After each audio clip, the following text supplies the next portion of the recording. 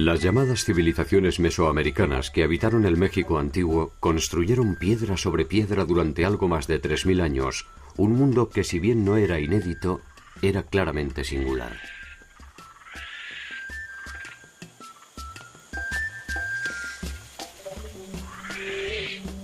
Ir en busca de esa singularidad es ingresar en un territorio que trasciende la construcción monumental que les ha dado fama.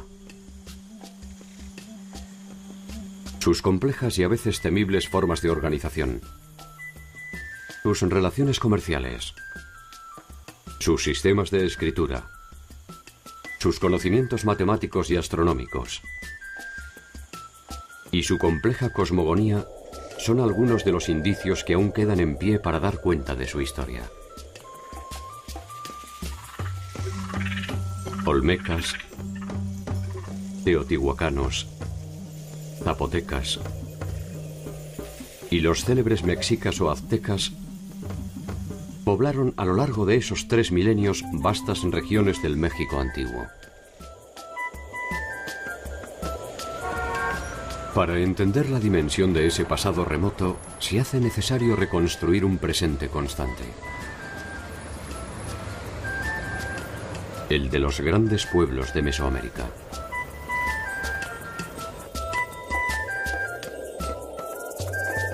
¿Cómo concibieron el orden del mundo los grandes imperios mesoamericanos?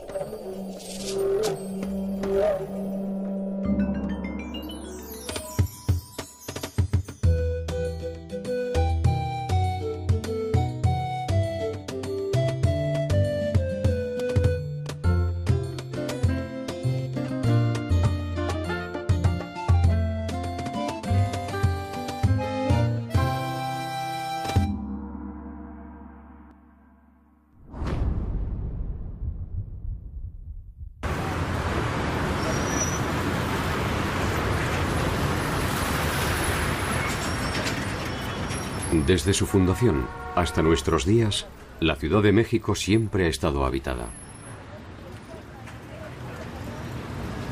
A diferencia de muchas de las ciudades mesoamericanas, esta nunca fue abandonada.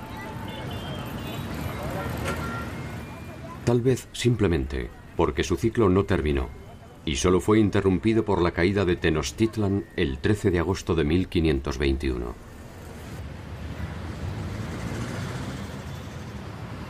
Las huellas de sus 3 ocupaciones, la originaria, la española y la mestiza, se concentran en la Plaza de la Constitución. A escasos metros de la plaza, honrando quizás las casualidades o los designios, se encontró también un 13 de agosto, pero de 1790, una escultura monumental representando a Coatlicue, la madre de todos los dioses mexicas.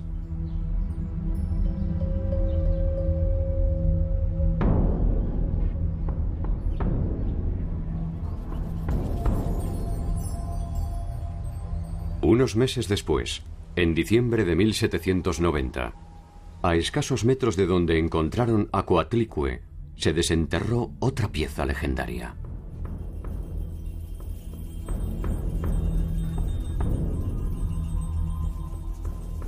La Piedra del Sol. El pueblo mexica, en menos de 200 años, construyó uno de los imperios más vastos del territorio mesoamericano. Para lograr esta hazaña, justificaron sus acciones declarándose el pueblo del sol. Su misión en este mundo era alimentar al sol con corazones.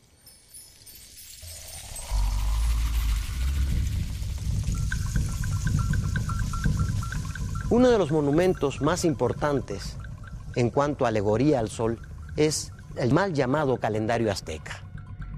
En realidad, este nombre se le puso en el siglo XVIII, cuando fue descubierto en la Plaza Mayor de México, Tenochtitlan. En ese entonces se pensó que era un calendario. En realidad, el nombre correcto es la Piedra del Sol. Después de su hallazgo, la Piedra del Sol fue trasladada para su exhibición a la Catedral de la Ciudad de México.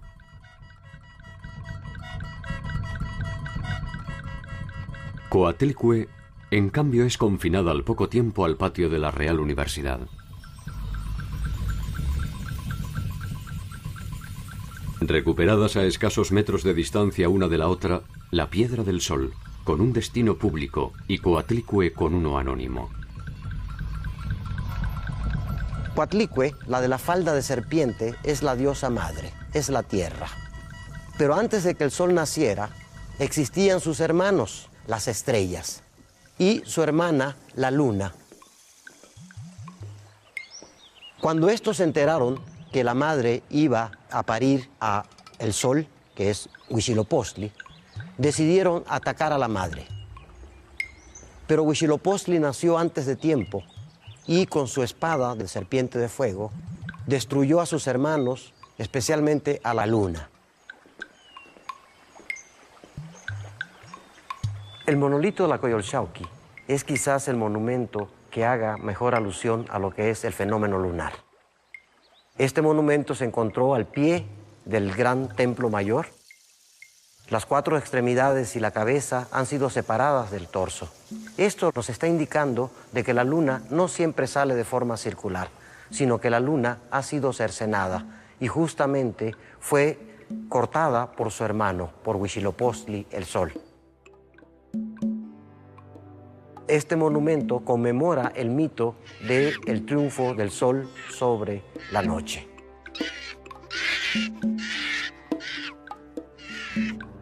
Huitzilopochtli es entonces el numen del pueblo mexica.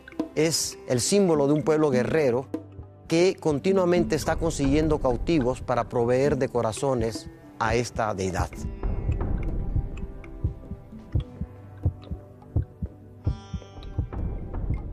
La exhibición de la Piedra del Sol, según narran los cronistas, intentaba demostrar a los enemigos de España, fundamentalmente a Francia y a Inglaterra, que la conquista de América no se había realizado sobre un pueblo ignorante, sino sobre una civilización con ciencia y conocimiento.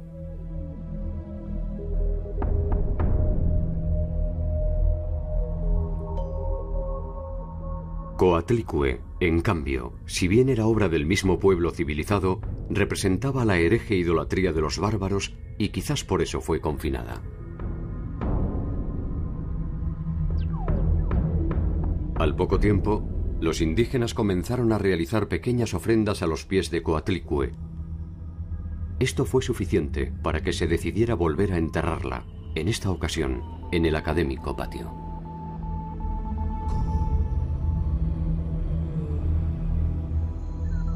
Coatlicue volverá brevemente a ver el sol a principios de 1800, cuando Alexander Humboldt pide a las autoridades que le permitan estudiarla.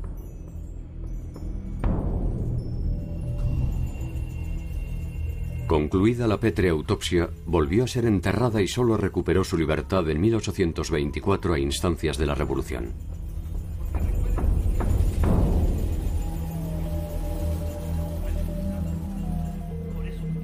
Hoy convive con la Piedra del Sol en el Museo Nacional de Antropología. Este mismo debate se ha venido prolongando intentando descifrar la verdadera naturaleza de los pueblos mesoamericanos. ¿Civilización o barbarie? Según quien intente narrar esta historia, sus bellos palacios serán obras de infraestructuras o satánicos antros de idolatría. La luz y la oscuridad. La vida y la muerte. El saber y la ignorancia.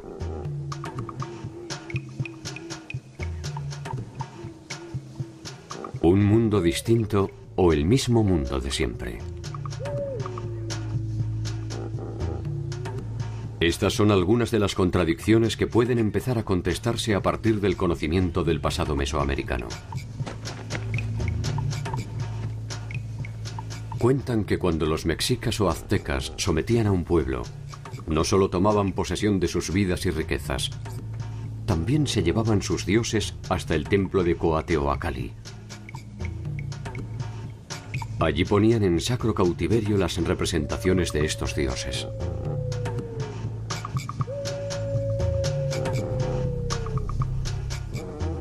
Esta era una imposición simbólica que hacían los mexicas, que no exigían de estos pueblos ni la adopción de su propia religión ni de sus propios cultos.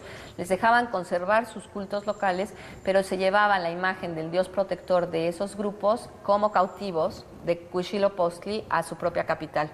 En este sentido, simbólicamente, los pueblos se sentían desprotegidos o sentían que si el dios de los aztecas había conquistado a los suyos, ellos de alguna manera estaban en una situación de inferioridad para rebelarse frente a los conquistadores.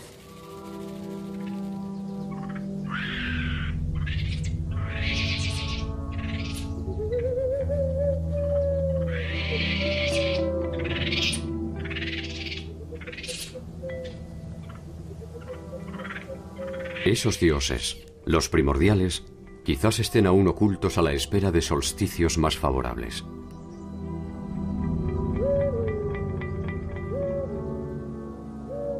No sabemos si volverán, ni si estarán con nosotros cuando lleguemos al final del camino. Sí sabemos, al menos, desde dónde vienen.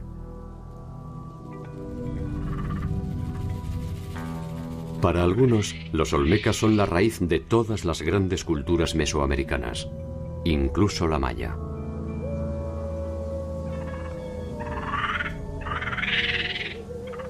Para otros, apenas un conjunto de relaciones entre grupos pares que no necesariamente constituyen una unidad política.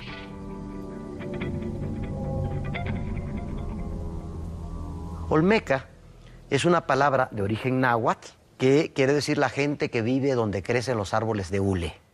Tiene la misma raíz que oli, movimiento, y que hule, que es el producto con el cual se hace la pelota para el juego. Los olmecas se desarrollaron en el sur de Veracruz y en el este de Tabasco, en lo que es la principal cuenca hidrológica de la República Mexicana. Ahí va el río Sumacinta, el río Grijalba, el río Coatzacoalcos, el río Papaloapan. No sabemos cómo se llamaban a sí mismos, porque hacia 500 antes de nuestra era prácticamente habían desaparecido. El fenómeno olmeca podemos ubicarlo entre 1200 antes de Cristo y 500 antes de Cristo. En este momento, este pueblo dejó de ser una sociedad tribal para volverse una sociedad estatal, dejó de ser una sociedad aldeana para surgir las primeras expresiones urbanas de Mesoamérica. Durante ese lapso, la cerámica, la escultura, la ciencia matemática, la astronomía, la arquitectura y las primeras formas de urbanización compleja tuvieron un desarrollo que de alguna u otra forma está presente en todas las culturas que le sucedieron.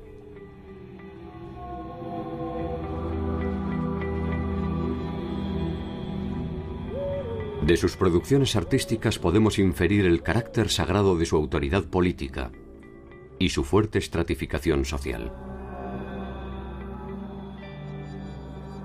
Sus trabajos sobre piedra son de una calidad formal sorprendente, con un excelente acabado y una preocupación exhaustiva por la representación del movimiento.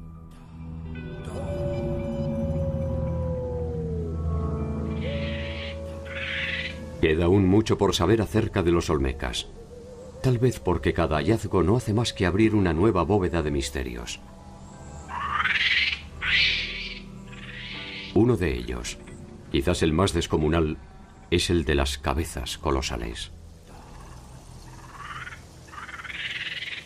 Ningún otro pueblo de América hizo esculturas del tamaño de los olmecas. Tenemos las famosas cabezas colosales, de las cuales conocemos 17 de estas. Algunas llegan a pesar hasta 20 toneladas y proceden de yacimientos de canteras que pueden estar hasta más de 100 kilómetros de la zona donde se dedicaron.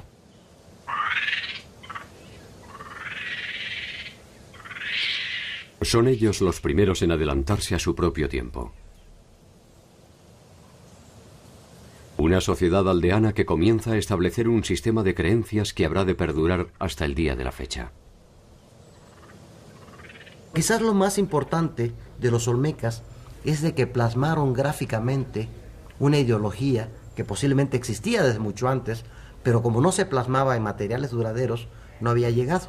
Entonces los olmecas son los creadores del primer sistema semiótico de comunicación en Mesoamérica. A través de una serie de signos nos van a mostrar a sus dioses.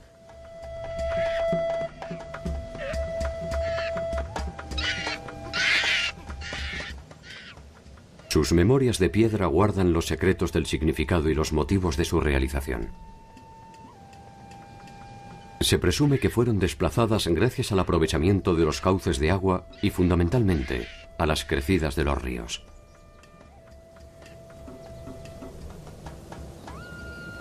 Cada emplazamiento comprometía una compleja organización estatal. Los personajes representados también han dado lugar a muchas interpretaciones.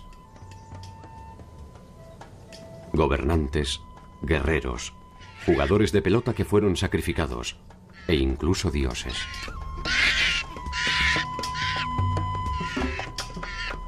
Su presencia la tenemos en toda Mesoamérica. En todas partes encontramos objetos olmecas. Por eso se piensa que es el cimiento con el cual crecieron todas las demás culturas mesoamericanas.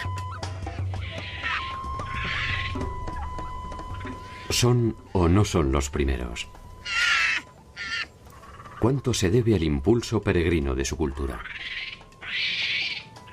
Tal vez algún día la investigación pueda descifrar el enigma silencioso de su pasado. Hasta entonces, sus dioses solemnes son los únicos que sostienen el mundo.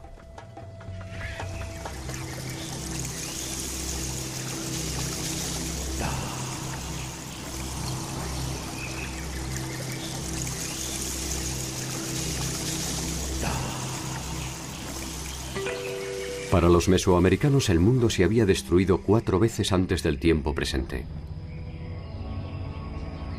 Cada una de estas eras históricas estaba identificada con el nombre de un sol.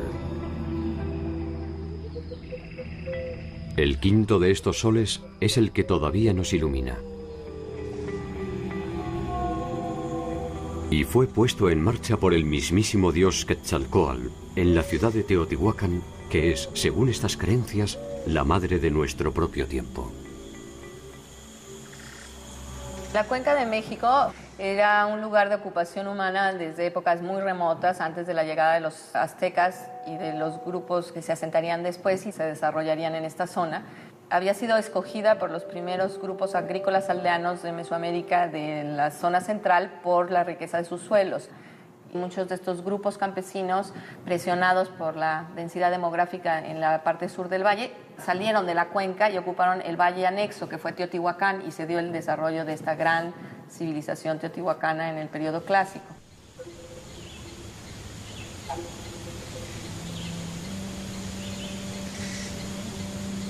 Teotihuacán, el lugar donde se hacen los dioses, es el nombre de esta majestuosa ciudad. Su extensión de más de 22 kilómetros cuadrados estaba orientada en torno a un eje que los mexicas llamaron la Calzada de los Muertos.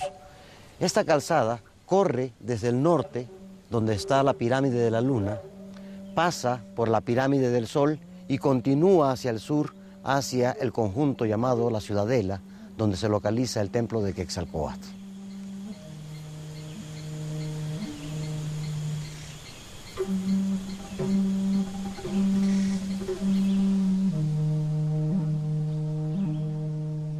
El templo de Quetzalcóatl es una estructura construida bajo los patrones clásicos de la arquitectura teotihuacana.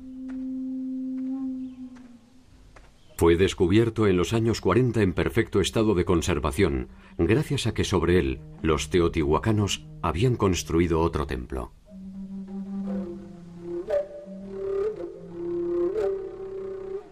Estamos en la sala teotihuacana del Museo Nacional de Antropología e Historia. Aquí observamos la reconstrucción del templo de Quetzalcóatl de Teotihuacán.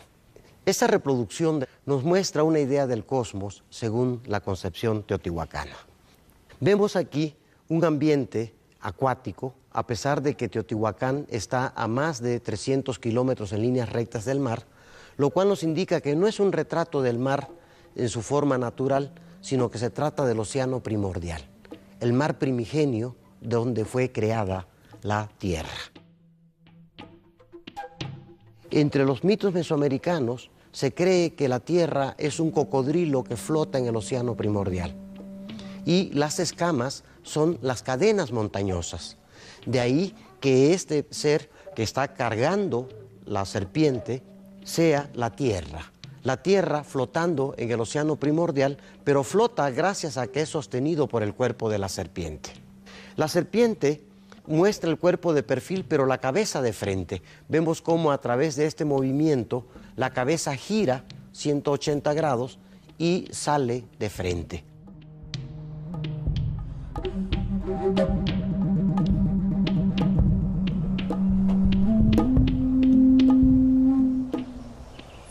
Recientes excavaciones en este templo han puesto también de manifiesto su uso como un sepulcro de una serie de más de 80 cautivos que fueron sacrificados para conmemorar la erección del edificio.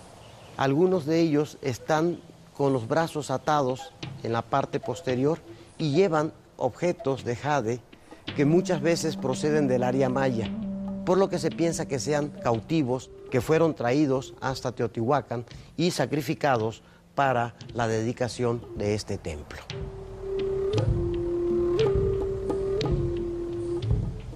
El templo de Quetzalcóatl es una referencia ineludible para entender la dinámica teotihuacana. Conviven en él una sofisticada arquitectura, la devoción a sus dioses, una manera de ver el mundo, objetos exóticos y sacrificios humanos. Es decir, ciencia, espíritu, orden, diversidad y poder. Quizás el templo nos diga más que lo que la historia puede atestiguar. Curiosamente, uno de los problemas de Teotihuacán es la falta de un sistema de escrituras pleno.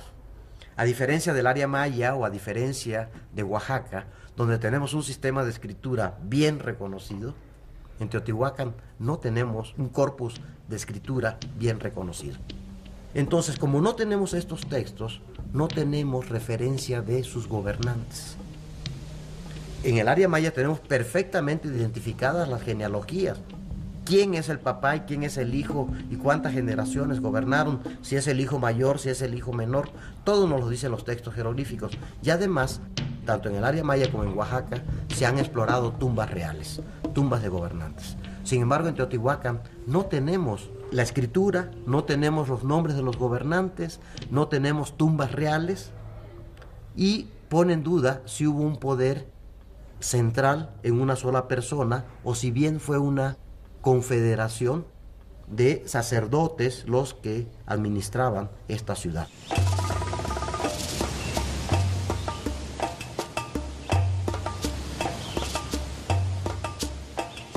Teotihuacán alcanza su esplendor entre el siglo V y VII después de Cristo. Es el núcleo central de un grupo de pueblos posiblemente confederados bajo su órbita que incluía más de 80 aldeas y una centena de villorios adyacentes. Alrededor de un 60% de la población estaba dedicada a la producción de alimentos mediante la agricultura.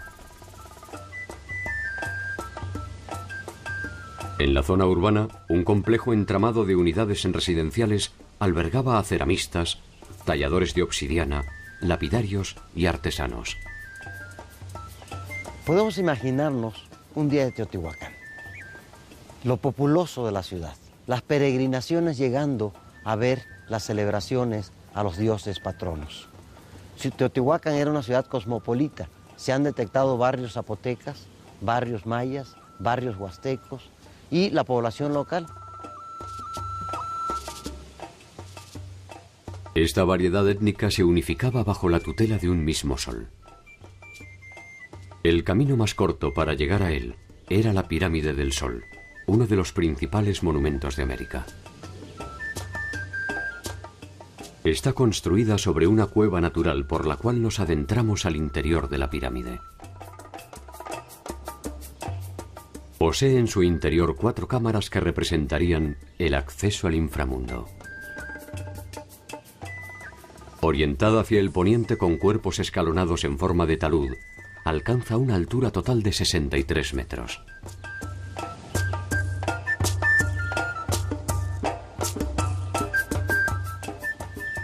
La pirámide de la Luna, a espaldas del Cerro Gordo, es el eje sobre el cual se trazó la calzada de los muertos. Los mexicas la llamaron así porque Teotihuacán funcionó como un sitio sagrado donde los pueblos que le sucedieron a su abandono enterraban a sus muertos. Como toda ciudad era una plancha de concreto. No habían árboles en torno a la ciudad, porque tenemos que pensar en los campos de cultivos, pero también tenemos que pensar en la cantidad de madera y de leña que se necesitó para estas construcciones. Eso provocó una gran desforestación y posiblemente sea una de las causas, no es la única, pero sí sea una de las causas del abandono de Teotihuacán.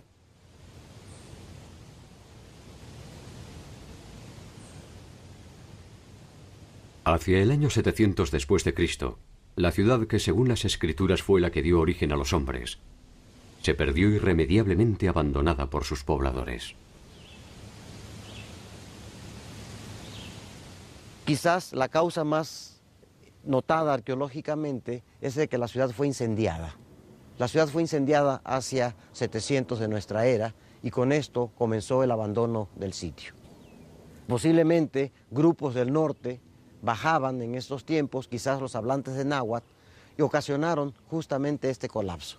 Pero también debieron haber sido causas externas como el cierre de las rutas de comercio que controlaban pueblos aliados a Teotihuacán, que poco a poco se fueron apropiando del control de las rutas que antes Teotihuacán dominaba.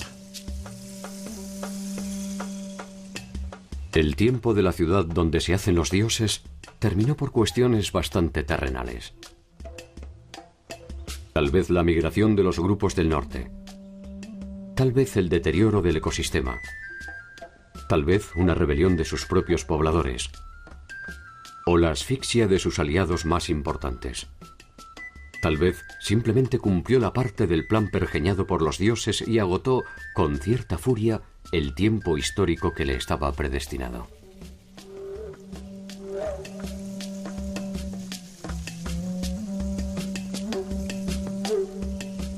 Uno de los tantos barrios teotihuacanos era de origen zapoteca. Los teotihuacanos se dispersaron con el fin de la ciudad. Los zapotecas atravesaron el sinuoso derrotero del tiempo para llegar a nuestros días. El ser zapoteca en Oaxaca es muy importante. Es el grupo indígena más numeroso. Estamos hablando de más de 400,000 hablantes de zapoteca en la actualidad, con una distribución muy amplia en el estado.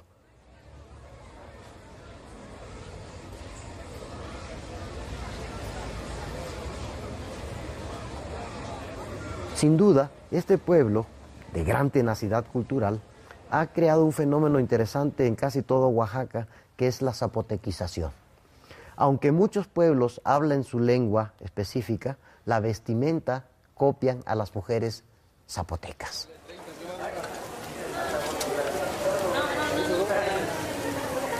Entonces, los legados culturales de los zapotecas van desde los de la época prehispánica, donde algunos investigadores piensan que el origen del calendario, el origen de la escritura mesoamericana se desarrolla en Monte Albán, hasta la presencia actual en Oaxaca del grupo zapoteca.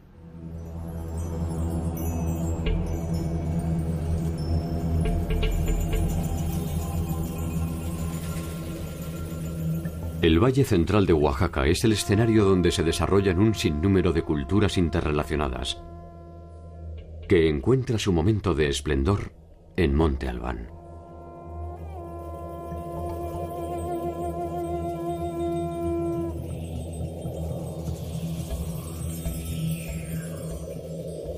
Monte Albán fue el centro urbano más importante de la cultura zapoteca. Allí llegaron a habitar más de 30.000 personas.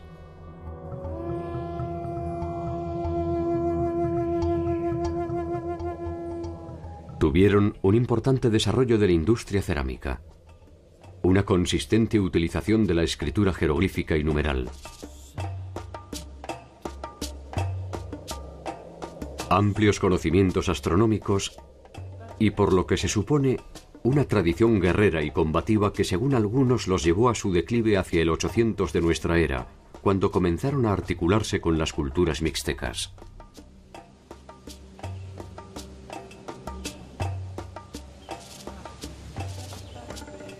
En Monte Albán utilizaron complejos y rigurosos ritos funerarios con enterramientos múltiples que incluían sofisticados atavíos para los muertos.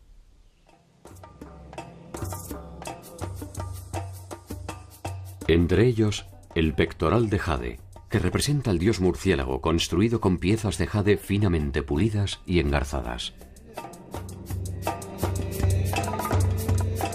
Y lo interesante de esta pieza es que representa al murciélago. En Mesoamérica, los murciélagos, igual que en otras partes del mundo, están asociados con el inframundo. ¿Sí? Son comunicadores, por ser animales nocturnos, son comunicadores del mundo de los muertos.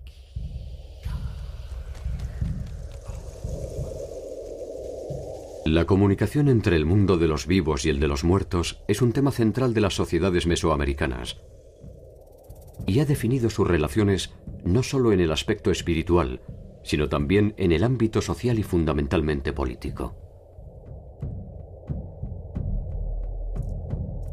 En Monte Albán se encuentra un complejo arquitectónico tan enigmático como inusual que se ha dado a conocer como Los Danzantes.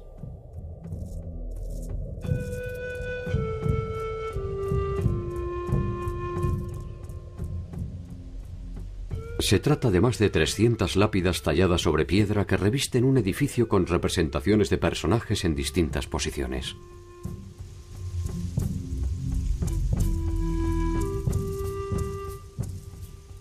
Uno de los programas más ambiciosos que hacen los zapotecas es un programa escultórico que se llama Los Danzantes.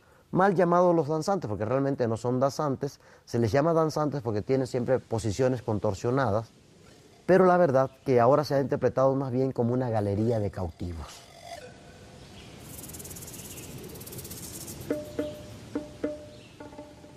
¿Quiénes fueron los misteriosos danzantes? ¿Qué idea representan? ¿Por qué motivos fueron ubicados estratégicamente al pie del templo? Las respuestas a estas preguntas nos permiten avanzar sobre un retrato del verdadero poder de Monte Albán.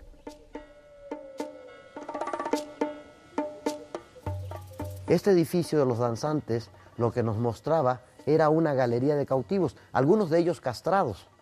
Los genitales están cortados y salen chorros de sangre en forma de flor. Entonces, una forma de imponer el terror y el control fue justamente haciendo una galería de cautivos. Es algo así como, ve lo que te puede pasar si no te alineas al estado de Monte Albán. Hacia el 500 después de Cristo, Monte Albán ya no es la ciudad que rige los destinos de Oaxaca. Es tiempo de nuevos señoríos. Los zapotecas, sin embargo, indiferentes al final de la gran ciudad, siguen poblando las mismas geografías con la misma empecinada voluntad.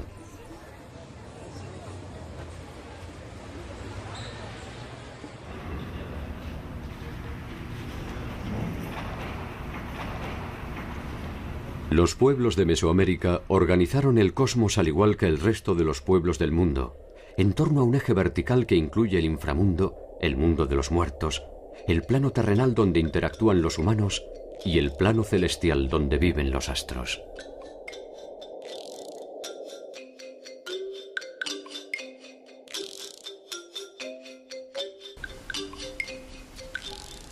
En el plano horizontal, a los clásicos puntos cardinales ordenados en torno a la trayectoria del Sol, se suma un quinto punto, el centro del mundo.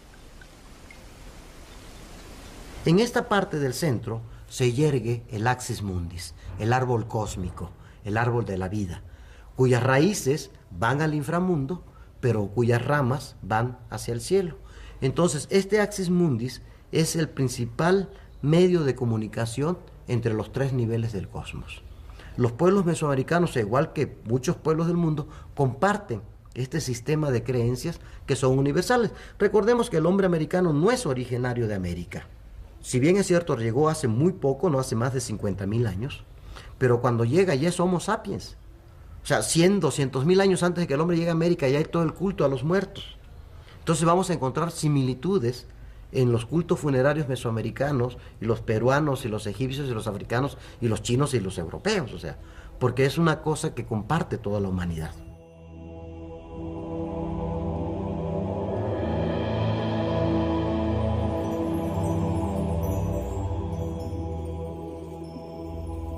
Podemos reconstruir esta interpretación merced a los textos que han sobrevivido a la persecución política y religiosa y que se han identificado como códices. En el México antiguo había todo un sistema de escritura en base a imágenes, ¿no? Entonces, uno de los artesanos especializados eran estos personajes que se llaman los tlacuilos, que escribían sobre diferentes materiales, que podría ser las pieles de animales especialmente tratadas. Otro soporte sobre el cual se escribía era sobre los pliegos de papel amate, que ese es un papel muy característico del México antiguo, que es la corteza del ficus, y que eran largas tiras que se plegaban, diríamos nosotros, a manera de biombo.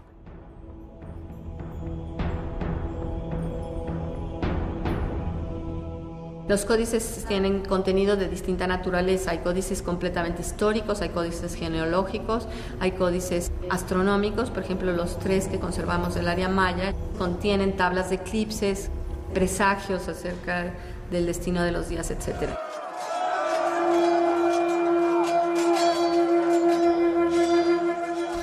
Muchos de ellos fueron destruidos durante la conquista, alegando el carácter idólatra de sus contenidos.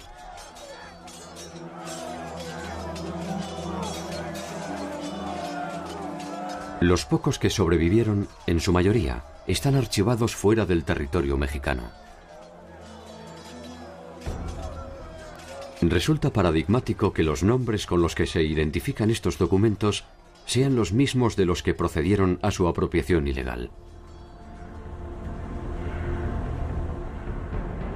Entre estos códigos se encuentran el Florentino, el Madrid, el Boturini, el Dresde, el Borgia y el Vaticano.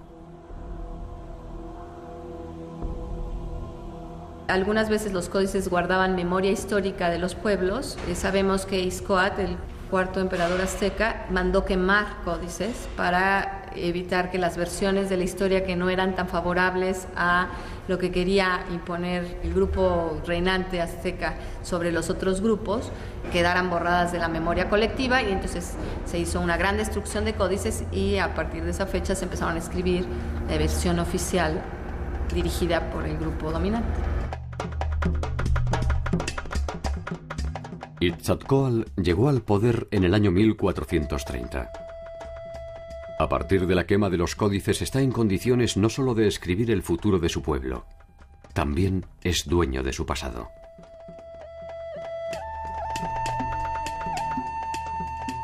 Esta aberración totalitaria es la que da origen a uno de los más célebres textos de la cultura azteca: la tira de la peregrinación. 188 años de historia mexica es la que contiene la tira de la peregrinación, conocida también como Códice Boturini.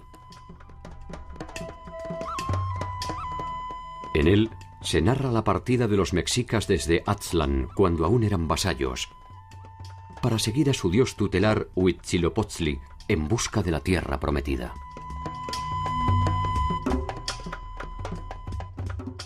Si la tira continuara más allá del momento en que Coxcox le da la libertad a los mexicas, se leería también la victoria definitiva sobre los tepanecas y la señal del águila devorando la serpiente sobre la planta de nopal en el lugar en el que se erigió Tenochtitlan el 8 de junio de 1325.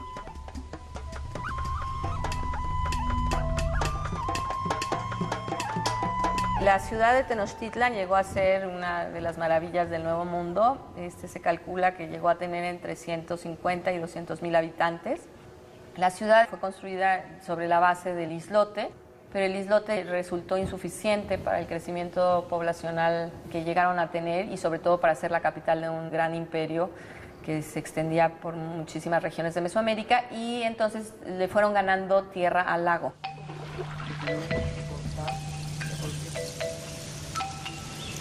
se hizo por un sistema que se llama chinampas, de construcción de suelos que se ganan al lago. La ciudad tenía tanto calles construidas para circular como canales para las canoas. La ciudad como islote estaba unida a la tierra firme por medio de 4 grandes calzadas y luego una gran calzada dique, de la cual es una obra de ingeniería mayor que hicieron los mexicas en la época ya de esplendor de su cultura. En estas calzadas dique había tramos en los cuales eran interrumpidos por huecos y se ponían puentes móviles, y entonces en casos de ataques militares se recogían estos puentes móviles y se podía así aislar la ciudad como un islote verdadero.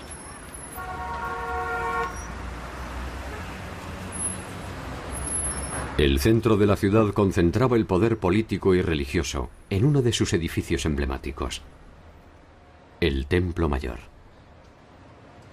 El Templo Mayor es el corazón de la ciudad. Este templo no está dedicado a un solo dios, sino está dedicado a 2 dioses que generan la economía de la sociedad mexica: Huitzilopochtli en el sur y Tlaloc en el norte. Huitzilopochtli es una deidad guerrera. Quizás es una deidad que traían los mexicas desde el origen de su peregrinación, mientras que Tlaloc era una deidad de agricultores establecidos previamente en esta zona. De esta manera, los mexicas crearon un vasto imperio. Por un lado la guerra, capturando esclavos para sacrificarlos al sol, pero sobre todo obteniendo áreas de tributación, cada vez áreas de tributación más lejanas del territorio mexica.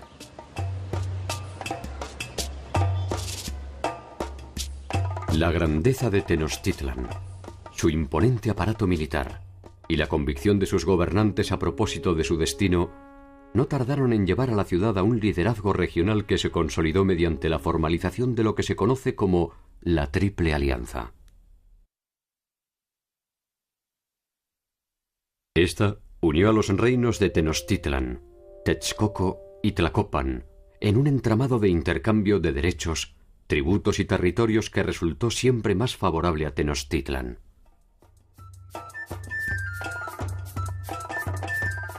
La compleja organización administrativa de los mexicas puede reconstruirse mediante el estudio de un documento conocido como Códice Moctezuma o Matrícula de Tributos. Entonces, ¿qué es la matrícula de tributo? Es lo que tributaba. En él se especifica cuáles eran las localidades tributarias y cuál era la dimensión del aporte que debían entregar a los señores de Tenochtitlan. Si nosotros nos fijamos en la toponimia, en los nombres de los pueblos, podemos hacer una reconstrucción de los lugares geográficos que estaban dominados por Tenochtitlan. Podemos también saber la cantidad de tributos que se entregaban y la especialización local de estos artesanos. El conjunto de estas obligaciones definía las distancias entre las diversas clases sociales, los que pagaban el tributo y los que lo recibían. Estos grupos sociales estaban encabezados por una nobleza, la capa más alta de la sociedad, formada por lo que se llama en náhuatl los pipiltin, que eran quienes ejercían el poder, quienes tenían el control político y religioso. Su gobernante principal era el Hueytlatoani. Los pipiltin vivían en palacios en el interior del centro ceremonial donde la gente común solo podía acudir en las festividades. Después estaba un grupo mucho mayor que eran los macehualtin o macehuales. La gente común, la gente del pueblo, formado básicamente por los campesinos. Los macehuales se organizaban en torno a unidades productivas de tipo familiar denominadas calpulli. Los calpulis podían ser tanto rurales como urbanos, de artesanos, plumajeros, talladores o de agricultores. Se trataba de pequeñas células autónomas y autosuficientes que poseían la tierra en forma comunitaria, aunque debían obediencia y tributo a la clase dominante. La organización de los Calpulli era sencilla e incluía asistencia jurídica y religiosa a cargo de alguno de sus integrantes. Dentro de estos grandes grupos había otros estratos intermedios que podrían ser lo que se ha llamado los pochtecas, o sea, los comerciantes, los mercaderes especializados, que tenían también un lugar privilegiado. Y ellos eran quienes movían un buen número de mercancías desde el centro de México hasta lo que hoy es Chiapas, Guatemala, intercambiando productos que llevaban de las diferentes fronteras hacia el centro de lo que ahora es la Ciudad de México.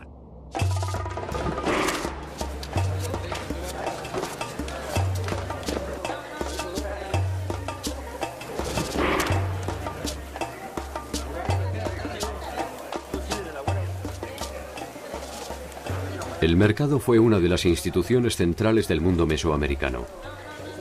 Alimentos, bebidas, vestimentas, canoas y ornamentos se intercambiaban entre los pobladores, definiendo la dinámica interna de la sociedad. Se dice que el mercado de Tlatelolco podría albergar varias decenas de miles de comerciantes y que el bullicio de su actividad podía ser ensordecedor. Esta actividad, como todas las que se realizaban en Tenochtitlan, estaba regulada por el Estado, que fijaba los términos de los intercambios. Las travesías que hacían estos especialistas sí eran atacados en los caminos que recorrían por algún señor local. Esto implicaba definitivamente una declaración de guerra.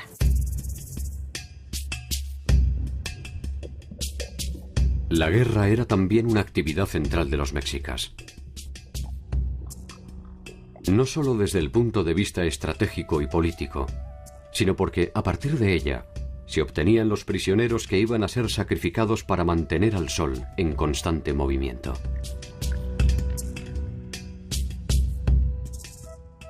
Mientras que el conjunto de los macehuales estaba destinado a morar en el inframundo, los guerreros que habían muerto con dignidad se transformaban en pájaros y acompañaban al sol en su viaje por la bóveda celeste junto con las mujeres que habían muerto al dar a luz.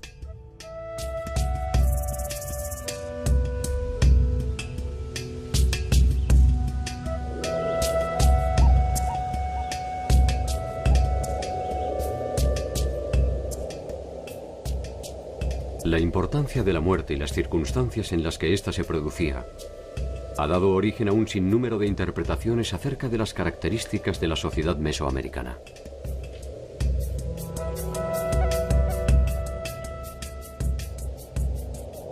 Sería ingenuo pensar que las clases dominantes no utilizaron el miedo para conservar sus privilegios. También sería ingenuo pensar que la compleja forma en la que las sociedades organizan su espiritualidad es solo una simple treta de los poderosos.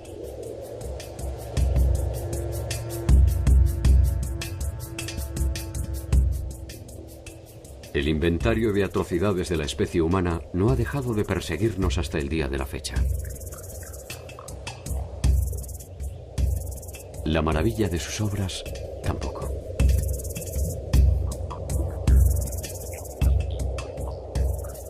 Las sociedades mesoamericanas fueron complejas y diversas. Su destino no fue diferente al de tantos otros imperios que en vano intentaron consagrarse a la eternidad.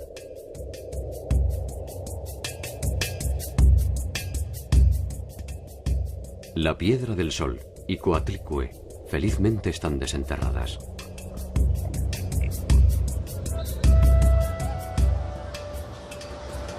Mal que nos pese, no es nuestro derecho ocultar una u otra para ofrecer una versión conveniente del pasado.